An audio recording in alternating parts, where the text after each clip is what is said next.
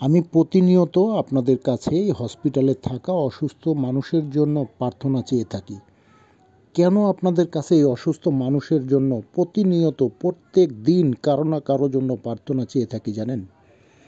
আমিও কোনো এক সময় এমন একটা অসুস্থতার মধ্যে ছিলাম, আমার মেরুদণ্ডের হাড় ভেঙে যায়। আমার পরিবারে অনেক সমস্যার মধ্যে দিয়ে আমাদেরকে চলতে হয়েছে। অর্থনৈতিকভাবে নানান কিছুর সাথে আমাকে যুদ্ধ করতে হয়েছে। কাজেই আমি খুব ভালোভাবে জানি একটি পরিবারের যদি কেউ অসুস্থ থাকে আর এই পরিবারে যদি অর্থনৈতিক কষ্ট থাকে, অর্থনৈতিক যদি কোনো সাপোর্ট তাদের না থাকে, তবে তারা যে কতটা কষ্টের মধ্যে চলে আমি ভুক্তভোগী, আমি খুব ভালো করে জানি।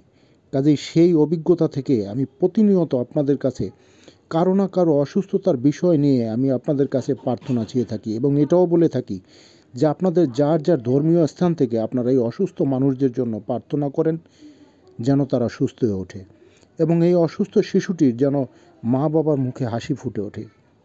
কেন বলি জানেন? এই জন্যেই বলি যে আপনারা সবাই এই অসুস্থ মানুষদের সুস্থতা কামনা করুন। দেখবেন আপনার প্রতিও ঈশ্বর সন্তুষ্ট হবে। প্লিজ আপনাদের কাছে বারবার প্রতিনিয়ত রিকোয়েস্ট করি যে আপনারা অসুস্থ মানুষদের জন্য প্রার্থনা করুন যেন তারা ভালো থাকে, সুস্থ থাকে, যেন তারা হসপিটাল থেকে সুস্থ হয়ে যার যার বাড়িতে